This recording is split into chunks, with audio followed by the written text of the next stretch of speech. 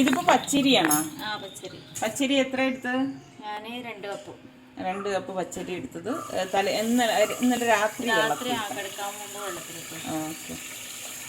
നല്ലോണം വാഷ് ചെയ്യാൻ. അപ്പൊ ഈ കൂട്ടിലത്തേക്ക് വേണ്ടിയിട്ടുള്ള സവാളയാണ് അല്ലേ? നിങ്ങൾ കൊച്ചുള്ളിയല്ല ഉപയോഗിക്കണത്? അത് ശരി. ചെറിയ ഉള്ളി തീരെ ഉപയോഗിക്കല്ലേ? അത് ശരി. പച്ചരിയിലേക്ക് നമ്മൾ കുറച്ച് 2 കപ്പ് പച്ചരിയാണ് ഏകദേശം 1 കപ്പ്. നമ്മളൊരു കൈപ്പിടിന്റെ കണക്കാണ്.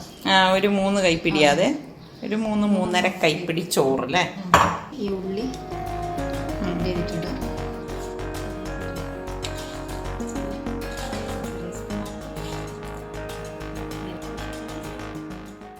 തേങ്ങ ഓപ്ഷനിലാണ്. ആവശ്യമുണ്ടെങ്കിൽ ഇട്ടാൽ ടേസ്റ്റ് കൂടണമെങ്കിൽ കുറച്ച് തേങ്ങ ഇട്ടു. അപ്പൊ നീർദോശയാണ് ഉണ്ടാക്കണത്? അല്ല, ഒരു കുറച്ചൊരു കട്ടിയുള്ള സംഭവമാണ്. കടായി അപ്പം എന്നാ നമ്മള് പറയാന്. കലത്തപ്പം എന്ന് പറയും. ഓ അത് ശരി. കടായി അപ്പം, കലത്തപ്പം. ഞങ്ങളുടെ അവിടെ കലത്തപ്പം എന്ന് പറഞ്ഞാൽ ഇതല്ല ഹൈറ്റ് ഉള്ള സംഭവം.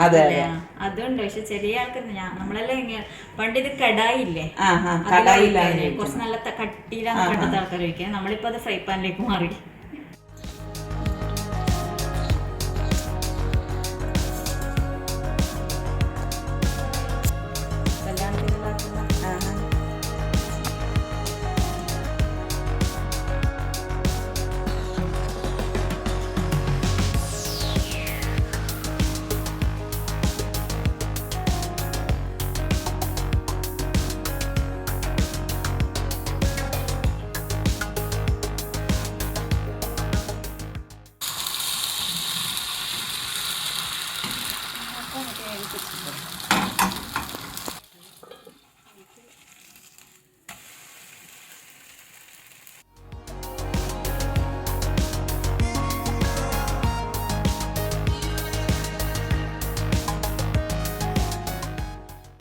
ബ്രേക്ക്ഫാസ്റ്റിന് വന്നപ്പോഴേക്ക് സത്യം പറഞ്ഞാൽ ഞെട്ടിപ്പോയി കേട്ടാ.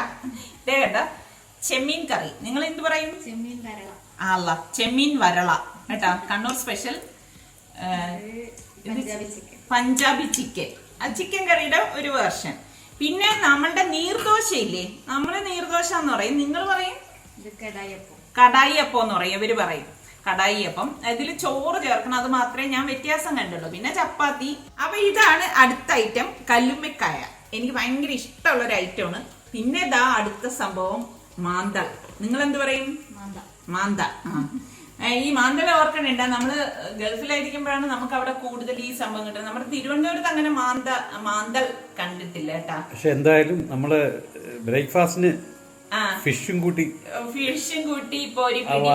വലിയ നമ്മളവിടെ ട്രിവാൻഡ്രത്തൊന്നും വലുതായിട്ട് ഇങ്ങനെ ബ്രേക്ക്ഫാസ്റ്റിന് മീന് കാണത്തില്ല. നമ്മുടെ അവിടെ ബ്രേക്ക്ഫാസ്റ്റിന് മീൻ എടുത്ത് വെച്ച് കഴിഞ്ഞാൽ എന്തോ ഒരു ചിലപ്പോ അല്ലല്ല, അവർ ചിലപ്പോ വാച്ച് നോക്കും ഉച്ചയിലായോ. പക്ഷെ നമ്മൾക്ക് ഉണ്ടാക്കുന്നുണ്ട്. നമ്മുടെ അവിടെ തീരെ അങ്ങനെ മീൻ ഇല്ല.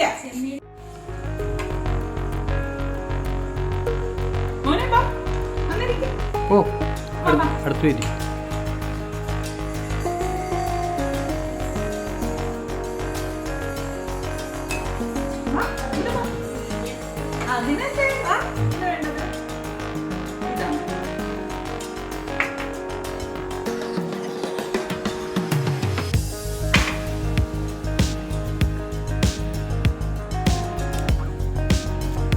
അടിപൊളി.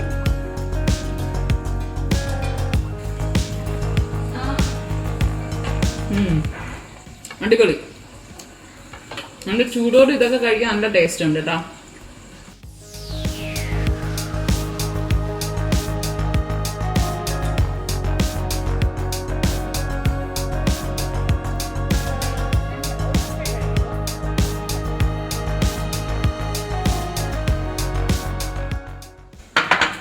നിങ്ങള് മലപ്പുറംകാരും കണ്ണൂരുകാരും തമ്മിൽ ഫുഡിൽ ഒത്തിരി വ്യത്യാസം ഉണ്ടോ? അപ്പം അറിയുന്നവരൊന്ന് പറഞ്ഞാൽ മതി. നിങ്ങൾ മലപ്പുറംകാരി, എന്റെ ചോദ്യം ഇതാണ്, മലപ്പുറംകാരും കണ്ണൂരുകാരും തമ്മിൽ ഒത്തിരി വ്യത്യാസം ഉണ്ടോ എന്നുള്ളതൊന്ന് അറിയാനാണ്. അപ്പൊ നമ്മള് കണ്ണൂർ വന്നതിന്റെ ഫസ്റ്റ് വീഡിയോയുടെ പോസ്റ്റിംഗ് ഒക്കെ ഉണ്ടായിരുന്നു. അപ്പൊ അത് കഴിഞ്ഞ ശേഷമാണ് ഞങ്ങൾ പുറത്തേക്ക് ഇറങ്ങിയത്. അപ്പൊ ഇവിടെ നല്ല ഫുഡ് എന്തൊക്കെയാണെന്നും അതെവിടെ കിട്ടും എന്നൊക്കെ ഞാൻ ചോദിച്ചപ്പോൾ നിങ്ങൾ ഒരുപാട് പേര് എനിക്ക് കമന്റ് ചെയ്തിട്ടുണ്ടായിരുന്നു. അപ്പൊ ഞാനത് എന്റെ ഫ്രണ്ടിന്റെ അടുത്ത് പറഞ്ഞപ്പോൾ പുള്ളിക്കാരി പറഞ്ഞു ഇതെല്ലാം പല പല സ്ഥലങ്ങളിലാണ് കിടക്കുന്നത്. അപ്പൊ നമ്മുടെ ഈ ഷോർട്ട് ടൈമില് നമുക്ക് അങ്ങനെ പോയി ടേസ്റ്റ് ചെയ്യാനായിട്ട് ചിലപ്പോൾ ബുദ്ധിമുട്ടായിരിക്കും. പക്ഷെ ഇതെല്ലാം കിട്ടുന്ന ഒരു സ്ഥലം തലശ്ശേരിയിലുണ്ട്.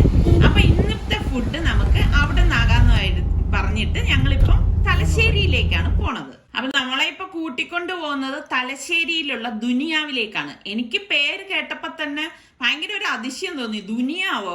അപ്പോഴാണ് പറയുന്നത് ദുനിയാവിലുള്ള എല്ലാ ഫുഡും നമുക്ക് അവിടെ കിട്ടുന്നു. അങ്ങനെ ഇപ്പൊ നമ്മൾ ഇതാ ദുനിയാവിൽ എത്തിയിരിക്കുകയാണ്. ഇനിയിപ്പം ഇവിടെ നിന്ന് നമുക്ക് എന്തൊക്കെ കിട്ടും, എന്തൊക്കെ കഴിക്കണം എന്നൊക്കെ ഒരു പിടുത്തം ഇല്ലാതാണ് ഇപ്പൊ ഞാൻ ഇതാ പോകാൻ പോകുന്നത്. നമ്മൾ കയറി വരുമ്പോ തന്നെ ലൈവ് ഫിഷിന്റെ ഒരു കൗണ്ടർ ഉണ്ട്. അപ്പൊ അവിടെ നല്ല ടൈഗർ പ്രോൺസും കരിമീനും ഷേരി ഇങ്ങനെയുള്ള കുറേ ഫിഷ് വെച്ചിട്ടുണ്ട്. അപ്പൊ നമുക്ക് ഇഷ്ടമുള്ളത് നമ്മൾ ചൂസ് ചെയ്ത് കഴിഞ്ഞാൽ നമ്മൾ പറയുന്ന രീതിയിൽ അവർ കുക്ക് ചെയ്ത് ടേബിളിൽ എത്തിക്കും.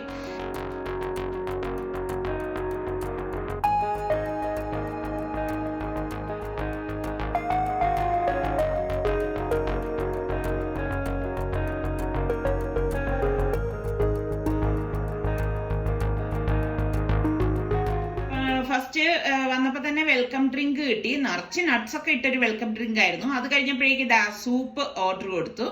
അപ്പൊ എനിക്ക് എവിടെ ചെന്ന് കഴിഞ്ഞാലും സൂപ്പ് കുടിക്കണം. അപ്പോ ഇതിപ്പം ചിക്കൻ സ്വീറ്റ് കോൺ സൂപ്പാണ്. അപ്പൊ ഞാൻ ഇവിടെ വന്നിട്ട് ഇവിടുത്തെ സ്പെഷ്യൽ എന്തൊക്കെയെന്ന് ചോദിച്ചിട്ടാണ് ഓരോന്ന് ഓർഡർ പറഞ്ഞത്. അപ്പൊ ഇത് ബേപ്പൂർ സുൽത്താനാണ്. ഇത് വലിയൊരു ടൈഗർ പ്രോൺസ് ആണ് കേട്ടോ. ശരിക്കും നല്ല, അതായത് മസാലയും ആ ഒരു ജ്യൂസിയും ആ മസാലയിൽ നമ്മൾ മിക്സ് ചെയ്ത് വേണം ഇത് കഴിക്കാനായിട്ട്. ഒരു അടിപൊളി ഡിഫറെന്റ് ആയിട്ടുള്ള ഒരു മസാലയാണ്. നല്ല ജ്യൂസിയാണ്, പിന്നെ നല്ല ടേസ്റ്റ് ആണ്. ഈ മസാലയ്ക്കൊരു വ്യത്യസ്തത ഉണ്ട് കേട്ടോ. പിന്നെ ഇത് ആട്ടിൻകാൽ സൂപ്പാണ്. ഇവരാരും സൂപ്പ് കുടിക്കത്തില്ല, ഞാൻ മാത്രമേ സൂപ്പ് കുടിക്കുന്ന ആളായിട്ടുള്ളൂ. ഇത് സായിപ്പ് കൊഞ്ച്. എനിക്കൊന്ന് ഒരു സായിപ്പിനെ പോലെ ഇരിക്കുന്നത് കൊണ്ടായിരിക്കാം ഈ കൊഞ്ചിനെ സായിപ്പ് കൊഞ്ചെന്ന് പറയുന്നത്. ബേപ്പൂർ സുൽത്താൻ കറക്റ്റ് സായിപ്പ് പോലെ അല്ല, വെളുത്ത് ചുവന്നിരിക്കാണ്. ഞാനിവിടെ വന്നിട്ട് കൂടുതലും ഫിഷിന്റെ ഐറ്റംസ് ആണ് പറഞ്ഞത് കേട്ടോ. അപ്പം ഇവിടുത്തെ ഫിഷിന്റെ രുചികൾ അറിയാനായിരുന്നു എനിക്ക് ധൃതി കൂടുതൽ. പിന്നെ ഒന്ന് രണ്ട് ചിക്കന്റെ ഐറ്റംസും ഇതിന്റെ കൂട്ടത്തിൽ പറഞ്ഞിട്ടുണ്ടായിരുന്നു. അപ്പോൾ ഇത് ഇവരുടെ ഈ ഗാർണിഷിങ് ശരിക്കും പറഞ്ഞ അടിപൊളിയായിരുന്നു കേട്ടോ. ശരിക്കൊരു ഡിഫറെന്റ് ടേസ്റ്റ് ആണ്. പീനട്ട് അങ്ങനെ ചേർത്തിട്ടുണ്ട് അല്ലേ. അടിപൊളി ടേസ്റ്റ് കേട്ടോ. ഒരു സ്പെഷ്യൽ ടേസ്റ്റ് ആണ് സായിപ്പ് കൊഞ്ച്. അതെനിക്ക് നല്ല വെളുത്ത് ചുവന്നിരിക്കുന്ന കൊഞ്ചാണ്. കൊഞ്ചെന്ന് പറയാൻ വയ്യ, വലിയ ഒരു ടൈഗർ പ്രോൺസ് പോലെ ഇരിക്കുന്നത് അല്ലേ. പിന്നെ മെനുവിലുള്ള പ്രധാന ഇവിടുത്തെ ഒരു ഐറ്റമാണ് കൊള്ളിക്കോഴി. കൊള്ളിക്കോഴി ഇങ്ങനെ സ്ക്യൂവറിൽ ഇതുപോലെ കുത്തി കുത്തി വെച്ചിരിക്കുന്ന കോഴിക്കാലാണ് കേട്ടോ. നല്ല രസമുണ്ട്, ഇങ്ങനെ കാണാൻ തന്നെ നല്ല ഭംഗിയാണ്. അപ്പൊ അത് ഞാനൊന്ന് ടേസ്റ്റ് ചെയ്യാണ്. ശരിക്കും ഇങ്ങനെയൊക്കെ വരുമ്പോഴാണ് ഞാൻ ഓരോ നാട്ടിലെ ആ വിവിധ തരം എന്താണ് സ്പെഷ്യൽ എന്ന് ചോദിച്ചിട്ട് ഞാൻ എപ്പോഴും കഴിക്കാറുള്ളൂ. നല്ല അടിപൊളി ഡിഫറെന്റ് ടേസ്റ്റ്. അതായത് ഇവിടെ ഞാൻ കഴിച്ചിട്ടെല്ലാം വ്യത്യസ്ത മസാലക്കൂട്ടുകളാണ് കേട്ടോ. അതിൻ്റെ ആ ഒരു വ്യത്യസ്തത ഓരോന്നിലും നല്ല ഒരു ജ്യൂസിയും ആയിട്ടുള്ള ഒരു ചിക്കനാണ്. പിന്നെ കുറച്ച് വ്യത്യസ്തമായിട്ടുള്ള രീതിയിലുള്ള കുക്കുംബർ സാലഡാണ് ഇരിക്കുന്നത്. നമുക്ക് കാണുമ്പോൾ എന്തോ ഡെസേർട്ട് കൊണ്ട് വെച്ചിരിക്കുന്നതാണെന്ന് തോന്നും കേട്ടോ. നല്ല ഒരു ഗാർണിഷ് ചെയ്തിരിക്കുന്നത് കണ്ടോ, നല്ല ഭംഗിയുണ്ട്. അപ്പൊ ഇതിന്റെ സെന്ററിലുള്ള ആ ഒരു പോർഷൻ അവർ നീക്കിയിട്ട് അതിൽ ഫില്ല് ചെയ്തിരിക്കുന്ന മയണൈസ് ഒക്കെ മിക്സ് ചെയ്ത ഒരു കൂട്ടാണ്. അതിന്റെ സെന്ററിൽ ഒരു പുതിനലയുടെ ഒരു സംഭവമൊക്കെ വെച്ചിട്ടുണ്ട്. അപ്പം ഇത് കഴിക്കുമ്പോൾ തന്നെ അടിപൊളി ടേസ്റ്റ് ആണ്. നമ്മൾ വിചാരിച്ചിരിക്കാത്തൊരു ടേസ്റ്റ് ആണ്. അപ്പൊ നമ്മള് വന്നപ്പോ തന്നെ ഓർഡർ ചെയ്ത 2 ഐറ്റമാണ് ഇത്. അതായത് കൂന്തൽ ഫ്രൈയും ഈ ഫിഷിന്റെ ഈ ഒരു ഗ്രില്ലും.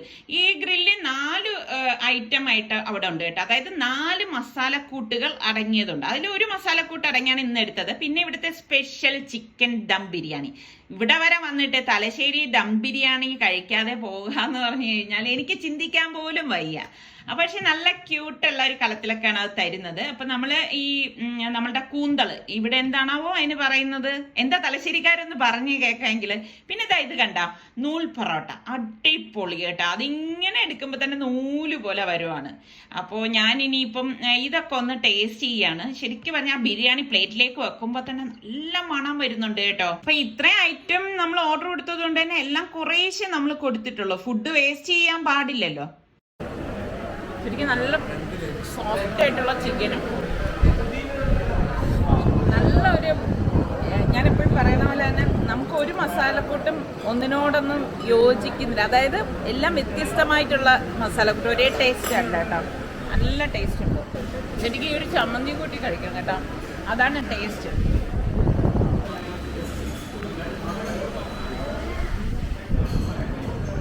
എവിടെ വർക്ക് ചെയ്യാറ്? കെയർ സെന്റർ അല്ലേ? Cancer centre. അപ്പൊ ഇതിനിടയിൽ 1-2 വ്യൂവേഴ്സ് വന്നിട്ടുണ്ടായിരുന്നു. അപ്പം അവരുടെ അടുത്തൊക്കെ വിശേഷമൊക്കെ അന്വേഷിച്ചു. അപ്പൊ നമ്മൾ ഫുഡ് ഇപ്പൊ ഏകദേശം എല്ലാം കഴിച്ചു കഴിഞ്ഞപ്പോഴേക്ക് നാരങ്ങ വെള്ളം ഓർഡർ കൊടുത്തു. കാരണം അതോടെ ഇത് അവസാനിപ്പിക്കാം എന്ന് കരുതി. അപ്പോൾ ഇത്രയും ഫുഡ് കണ്ടിട്ട് നിങ്ങൾ ഇത് ചെയ്യേണ്ട, ഞാൻ പറഞ്ഞില്ലേ എല്ലാവരും കൂടി ഷെയർ ചെയ്താണ് നമ്മളിത് കഴിച്ചത്. അപ്പോഴാണ് ഇവിടുത്തെ സ്പെഷ്യൽ ഫെലൂഡ ഉണ്ടെന്ന് പറഞ്ഞു. അപ്പൊ എന്നാ പിന്നെ ഫെലൂഡ പോരട്ടെ എന്ന് പറഞ്ഞു. ഇതിപ്പോ ഹാഫ് ഫെലൂഡയാണ് കേട്ടോ. ഞാൻ ഞെട്ടിപ്പോയി. റബ്ബേ, നമ്മളുടെ അവിടുത്തെ ഫുൾ ഫെലൂഡയാണ് ഇവിടുത്തെ ഹാഫ് ഫെലൂഡ എന്ന് പറഞ്ഞ. ശരിക്കും പറഞ്ഞാൽ അടിപൊളി കേട്ടോ. അതിങ്ങനെ ഒരു സ്പൂൺ കൊണ്ട് ഇങ്ങനെ താഴ്ത്തി തന്നെ കഴിക്കണം. ഓരോ നാട്ടിലെ ഓരോ ഫെലൂഡയ്ക്കും വ്യത്യസ്തത ഉണ്ട് കേട്ടോ. എന്തായാലും ഇവിടുത്തെ ഈ നമ്മുടെ ദുനിയാവിലെ ഫെലൂഡ എനിക്ക് നന്നായിട്ട് ഇഷ്ടപ്പെട്ടു. പക്ഷെ ഇതിപ്പം എനിക്കിങ്ങനെ ഈ പറഞ്ഞ മാതിരി ഫുള്ള് കഴിക്കാനുള്ള ഒരു കപ്പാസിറ്റി ഒന്നുമില്ല. ബാക്കി ഞാൻ നിസ്സാറിക്കാണ് കൊടുക്കുന്നത്. ഇവിടെ നമ്മൾ പ്രതീക്ഷിച്ചതിനേക്കാളും കൂടുതൽ സമയമായി. അപ്പൊ ഇനിയിപ്പം നമുക്ക് 1-2 സ്ഥലത്തേക്കൊക്കെ പോകാനുണ്ട്. വളരെ കുറഞ്ഞ സമയമല്ലേ ഉള്ളൂ. അതായത് കണ്ണൂര് വന്നിട്ട് വിവിധ തരം രുചിക്കാമെന്ന ഞാന് ഇപ്പത്തെ തലശ്ശേരിയിൽ എത്തിയിട്ട് ദുനിയാവിൽ വന്നിട്ടാണ് എല്ലാ ഐറ്റവും ട്രൈ ചെയ്തിരിക്കുന്നത്. ഒന്നും പറയാനില്ല, നല്ല കിട്ടും ഐറ്റംസ് ആണല്ലേ. നിങ്ങൾ കഴിച്ചിട്ട് പോയതാ? മേളിലായിരുന്നു. അത് ശരി.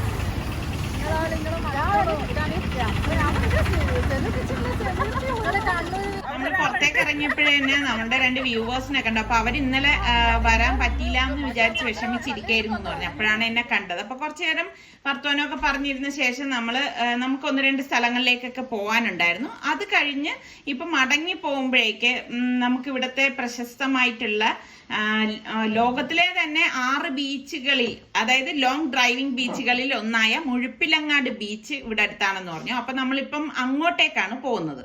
ബീച്ചിലേക്ക് വരാൻ പറ്റിയ സമയത്ത് തന്നെയാണ് നമ്മൾ വന്നിരിക്കുന്നത്.